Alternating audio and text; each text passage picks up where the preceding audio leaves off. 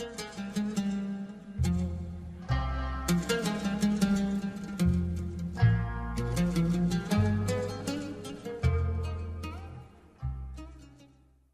conférences sénégalaises n'ont été pour moi qu'un prétexte pour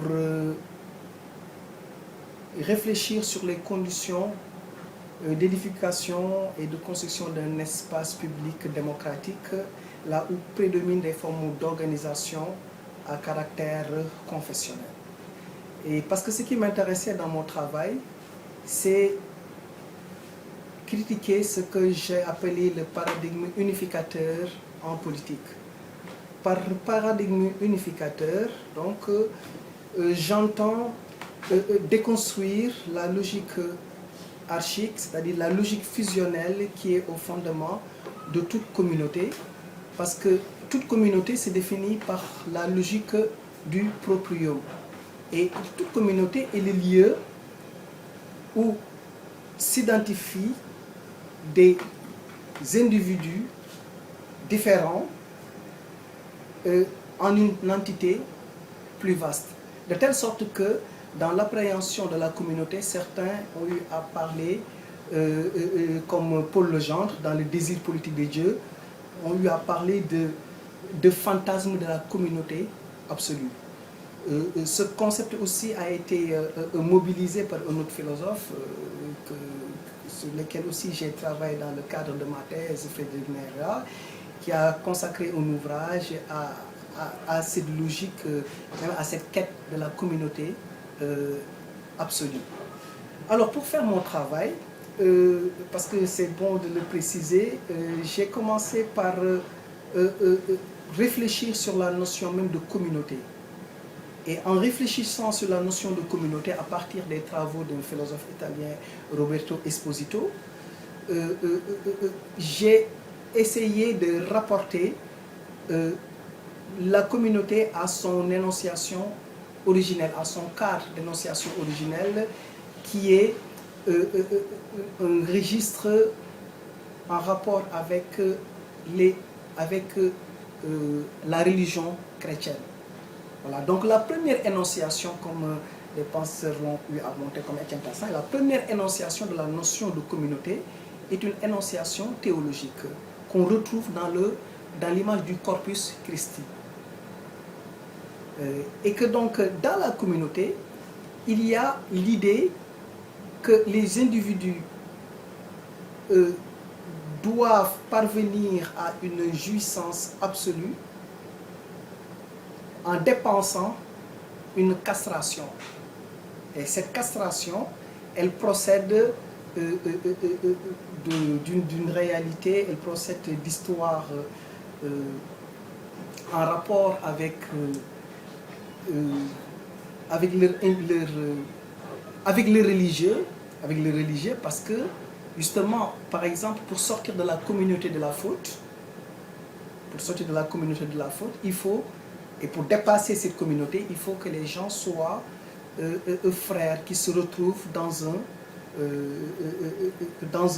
registre, dans une sphère censée représenter la communauté entière.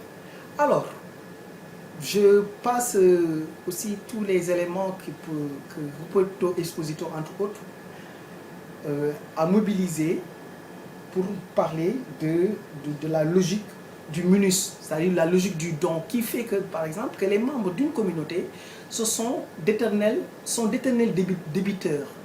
Parce que autant on parle du coût, l'avec, mais ce qu'il s'agit de repérer dans l'avec, c'est le munus, c'est le don. C'est-à-dire qu'on participe à cette entreprise communautaire en faisant don de quoi? En faisant don de sa personne. Ce qui fait que, pour Esposito par exemple, la communauté est définie par un moins que par un plus. Voilà. Alors, tous ces travaux-là, ces concepts-là que j'essaie de mobiliser sur la communauté, sont destinés à réfléchir sur les possibilités qui peuvent permettre aux sujets communautaires de s'affranchir de certaines représentations identificatoires pour accéder à une subjectivation, à un processus de subjectivation qui va par exemple dans le cadre des confréries, lui permettre de sortir de cette logique fusionnelle et accéder ici à une logique fusionnelle qui introduit la fusion. Ça veut dire quoi? Ça veut dire que la communauté, pensée d'une certaine manière, c'est-à-dire en dehors de l'appréhension sociologique qui l'inscrit dans une certaine perspective organiciste, donc enlever ce côté organiciste, la communauté peut devenir porteuse de possibilités pouvant aménager des espaces de liberté, des espaces d'émancipation. Donc les communautés confrériques, par exemple, de plus en plus au Sénégal, peuvent être pensées comme de possibles espaces publics, politiques de demain. Alors, ce constat dit, j'essaie de l'amplifier, vu aussi les logiques qui font que l'emprise communautaire est une réalité qui peut empêcher aussi, qui peut parfois provoquer la vassalisation du politique ou introduire, disons, une situation très critique dans la société parce que la revendication aussi identitaire communautaire, les gens investissent l'espace du public en affichant leur appartenance. Or, l'espace public politique doit être un espace de désidentification. L'espace communautaire est un espace où on répond à la question de l'identité, à la question de qui je suis, alors que l'espace du politique est un espace où l'on dit, où on se demande ce que nous faisons ensemble. Et donc le politique a pour objectif de faire en sorte que des individus qui appartiennent à des groupes, à des tensions différentes, qui ne relèvent pas de processus identificatoires, qui relèvent de procédures identificateurs différents, voire incompatibles, puissent cohabiter au sein d'un espace. Alors, donc ce qui m'intéresse au fond, dans cette question, c'est comment la communauté peut devenir un lieu qui puisse produire des logiques d'émancipation, indépendamment de ce que tous les spécialistes ont constaté depuis longtemps, que les espaces confrériques au Sénégalais ne sont plus des espaces de figuration, mais c'est des espaces de transfiguration, c'est des espaces qui sont confrontés à des paroles ouvertes, les allégeances sont multiples, les rapports entre le mourchid et le mouride sont complètement bouleversés. Alors, tous ces éléments donc, participent à faire de la communauté confessionnelle, confrérique, de toutes sortes de communautés, de possibles espaces d'émancipation. Alors, cette question a une répercussion particulière chez un philosophe penseur sur lequel je travaille, qui est Mohamed Iqbal, qui essaie qui s'inscrit dans une double trajectoire. Cette trajectoire que l'on perçoit dans une de ses œuvres que Eva Vitré-Meïrovitch a traduit, Reconstruire la pensée religieuse de l'islam, qui est une série de 7 conférences tenues entre 1928 et 1932, où on voit Iqbal, d'une part, critiquer une certaine tendance du soufisme, c'est la tendance contemplative, et montrer que il faudrait rompre avec cette dimension contemplative, d'ailleurs, qui a à voir avec l'importation dans l'islam de conception platonicienne, néo-platonicienne, qui était inconnue à l'univers islamique.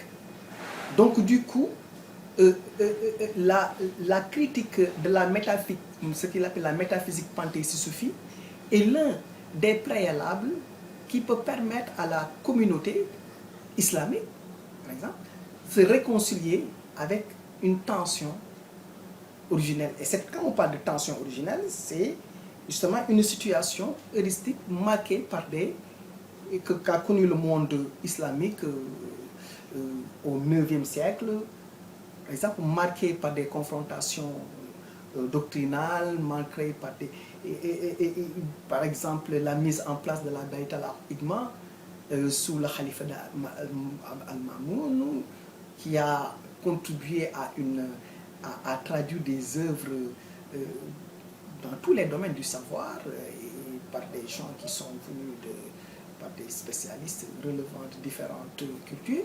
Toutes ces tensions, en réalité, constituent ce que Mohamed Iqbal appelle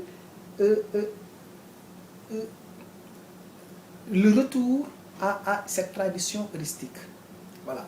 Donc, d'abord, la critique de la métaphysique des soufis, dans le but donc, de libérer la communauté de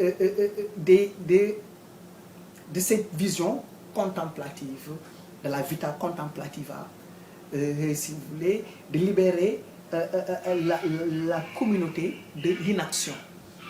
Ce qui, et c'est le deuxième élément, pas chez Iqbal, par ce qu'on appelle une philosophie de l'affirmation du sujet. Cette dimension, qui est la deuxième dimension chez Iqbal, que l'on perçoit, une philosophie de l'affirmation du sujet, fait que Iqbal pense la découverte du sujet comme une révélation inscrite dans un processus où l'individu travaille à l'ornementation de son moi. Voilà. Donc l'affirmation, donc la possibilité pour l'individu communautaire, là on voit cette possibilité, de pouvoir revendiquer une capacité à devenir une personne, à s'inscrire donc, comme le dit Souleymane Bachir Diagne, dans un processus de devenir personne. Voilà. Et cette philosophie de l'affirmation de l'ego, donc d'un ego consistant, qui est un point qui revient très souvent central dans la pensée de Mohamed Iqbal, fait que le sujet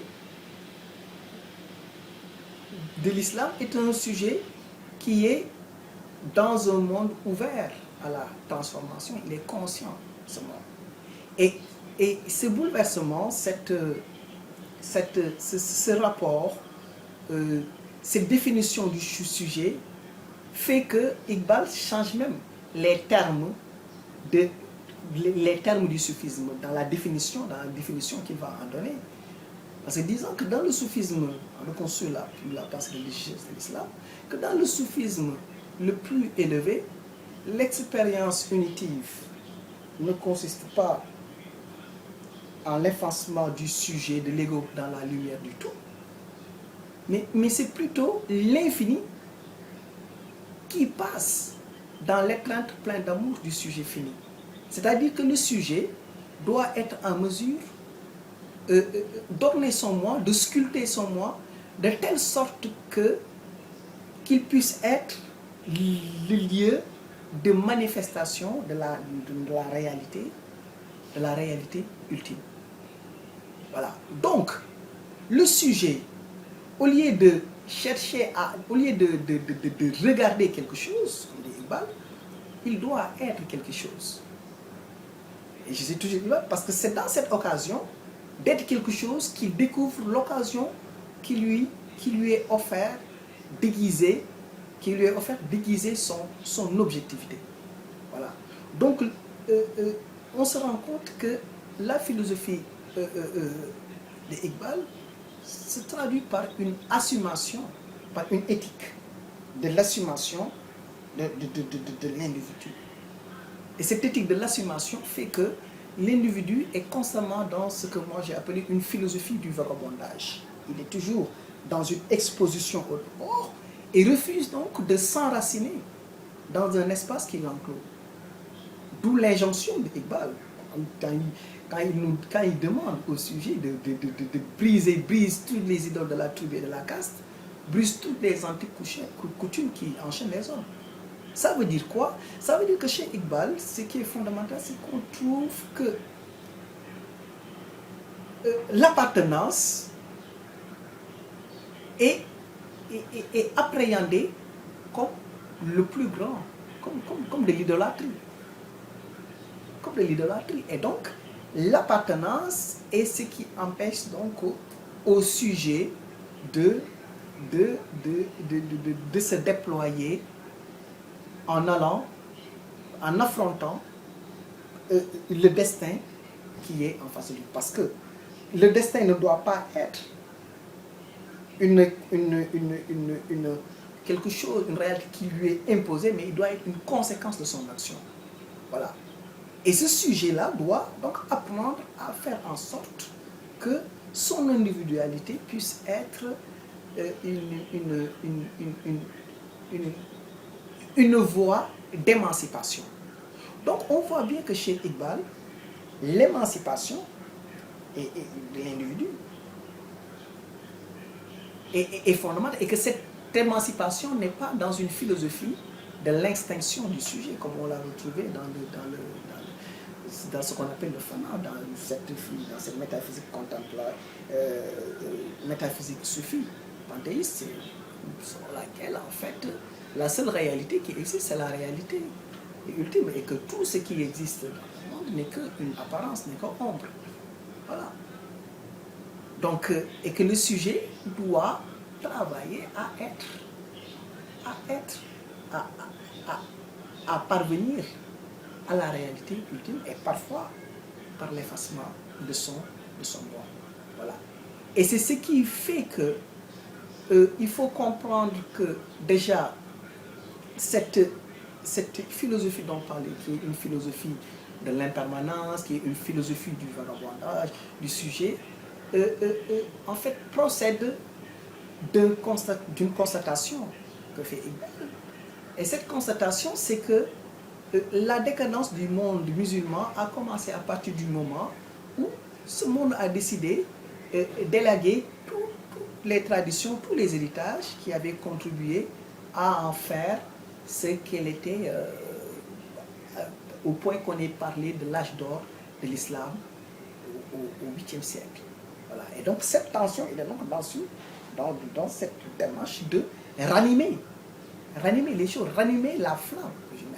Et lorsque, à partir, donc en se situant à un point de départ, donc la pensée de Mohamed Iqbal, comme dit montre Bachir, vacille entre une fidélité et le mouvement. Et déjà, ça tombe bien qu'on soit à Saint-Louis et que l'université dans laquelle je suis s'appelle Gaston Berger. Gaston Berger, c'est un franco-sénégalais qui a développé, on a appelé la prospective.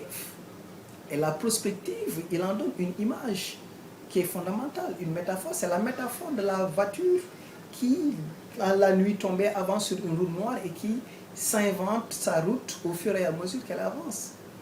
Voilà. Et donc, le sujet aussi communautaire, le sujet musulman, a le devoir, doit être en mesure de savoir que sa tension créatrice implique des idéaux constamment renouvelés. Et c'est dans ces idéaux constamment renouvelés qu'il y a un travail de soi, parce qu'il peut à ce moment-là hausser son soi. Hausser son soi, parce que même Iqbal en parle aussi, quand il demande au sujet de hausse ton, sous une forme impérative, hausse ton ego de telle sorte qu'avant de faire quelque chose, de décider quelque chose, ton destin, Dieu te demande, mais donne-moi ton avis. Donne-moi ton avis. Demande au sujet de lui donner son avis.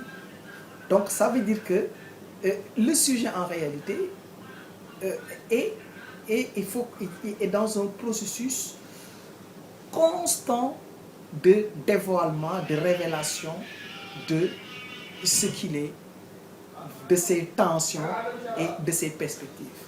Et donc, je vais en revenir aussi peut-être à Iqbal encore, mais je voudrais rapidement évoquer le rapport que j'essaie d'établir entre la pensée de Mohamed Iqbal et la pensée d'Hannah Arendt, qui est aussi un auteur sur lequel je travaille.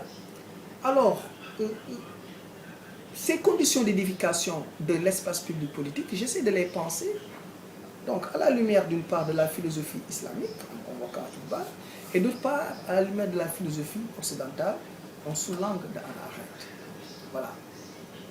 Ces deux auteurs, bon, ont tous deux essayé de substituer à des expériences corruptrices d'une certaine trajectoire, d'une certaine tradition, de nouvelles possibilités susceptibles de fonder un nouveau commencement à la portée d'un homme islamique, d'un croyant qui médite, qui hérite, médite et se souvient. Voilà, je cite Arendt dans la crise de la culture. Donc l'interrogation, la méditation aussi constitue des appels à être toujours en connexion avec un texte. Mais cette connexion, quand même, ne doit pas nous enraciner de façon définitive dans un espace. De telle sorte que notre héritage doit pouvoir se déployer en court-circuitant parfois la tradition. Parce que la tradition demande toujours à être réactualisée. Mais si René Char nous dit que notre tradition n'est précédée d'aucun testament, c'est parce que, en réalité, la tradition n'a de sens que si elle éclaire le futur. Donc, notre génération est dépositaire d'un héritage qu'il doit constamment adapter aux problématiques nouvelles. Et cette question est fondamentale pour le monde islamique. Parce qu'il faut sortir, donc constamment, il faut sortir de la crispation identitaire. Il faut essayer de dépasser les enfermements comme Iqbal en parle. Et que il faut aussi voir que Iqbal, on lui a reproché le fait que, parce que c'est l'un des théoriciens de l'État indépendant du Pakistan, et qu'on lui a reproché d'avoir, malgré sa philosophie cosmopolite, humaniste qu'il défend, quand même de revendiquer une appartenance. Mais Iqbal pense que la meilleure façon pour les musulmans de régler le problème et de dépasser une situation de crise, et de se réconcilier avec ce dont nous avons parlé tout à l'heure, une situation heuristique traversée par de véritables discussions, c'est d'aborder le problème depuis un cadre. Et ce cadre-là ne peut être que leur cadre. Un cadre qui s'aménage eux-mêmes, un cadre à partir duquel ils vont se déployer pour s'exposer au dehors, pour s'exposer à tout. Donc le plus important en réalité, par rapport à la subjectivation, parce que aussi le travail que l'on peut faire sur Iqbal a l'avantage aussi de montrer que l'Occident n'a pas l'exclusivité de la pensée du sujet. La subjectivité a été pensée dans d'autres univers. Et la pensée de Mohamed Iqbal, effectivement, atteste de cette réalité.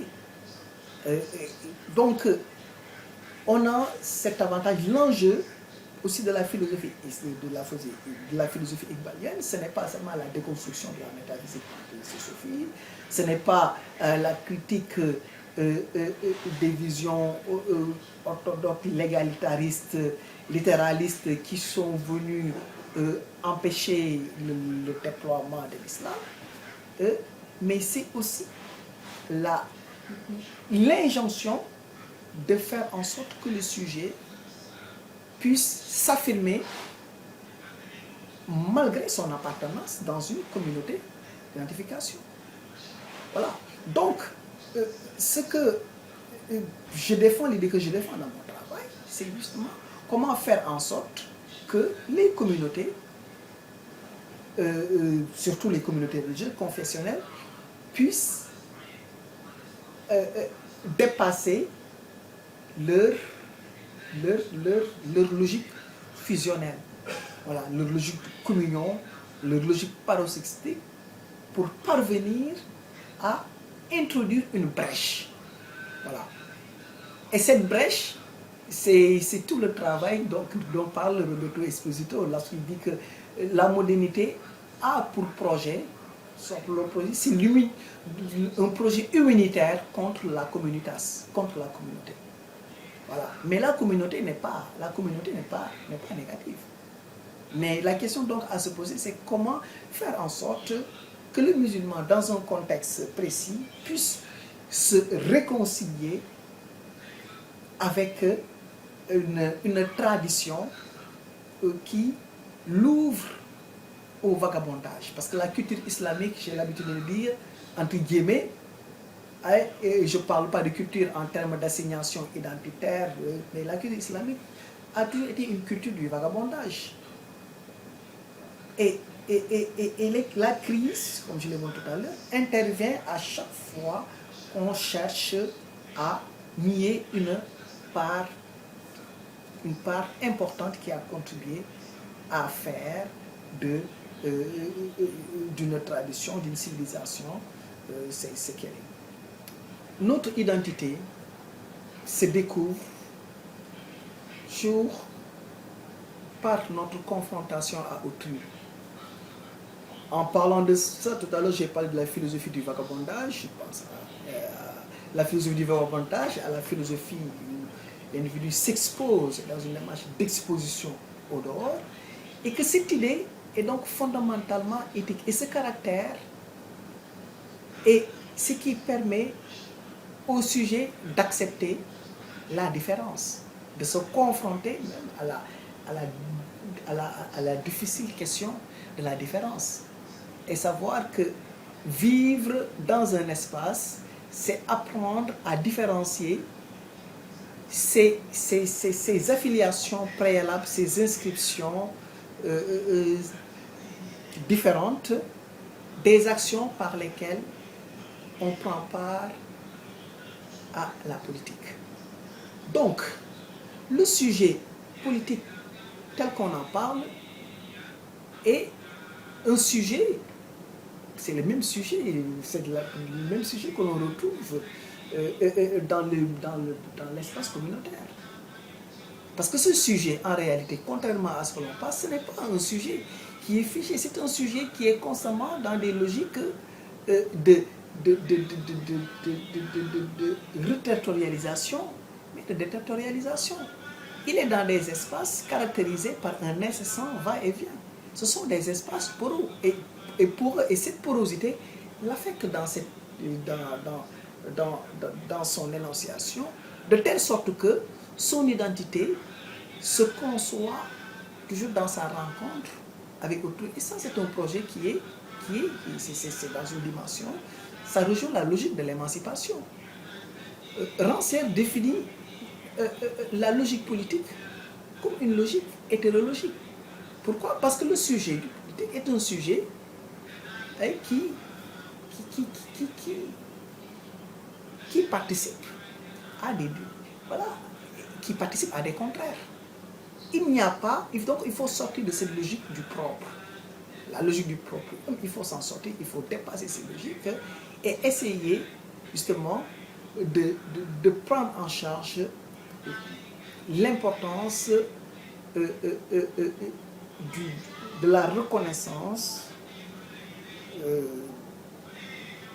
des appartenances, la prise en charge des appartenances des individus dans des contextes, sans pour autant que ces appartenances puissent remettre en cause leur action politique. Voilà. Et que donc je terminerai par là en évoquant les mots toujours dans la perspective de société ouverte, dans la perspective d'énoncer des nouvelles possibilités de commencement qui exposent, qui permettent des changements. Je conclurai donc par Jaurès disant que de la tradition, qu'elle ne consiste pas qu'elle ne consiste pas dans les cendres, mais dans les flammes.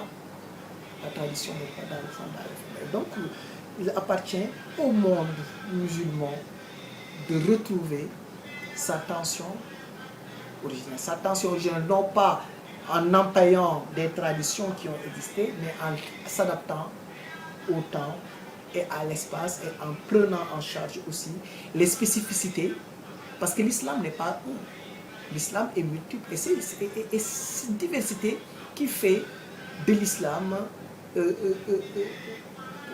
un lieu où on puisse élaborer des logiques d'émancipation qui rompent avec toutes les politiques de la mort que l'on voit présentement dans le monde et qui défigurent l'islam au point de le rendre semblable à la statue du dieu Glaucus marin, qui a été affecté par les tempêtes, par la rouille, par le temps, au point de ressembler à une bête féroce car un dieu. Donc il faudrait qu'on travaille à désaliéner le monde musulman de ces représentations homogènes, de ces représentations qui enferment l'islam passe à travers des épiphénomènes qui représentent qu'une catégorie des musulmans. Voilà.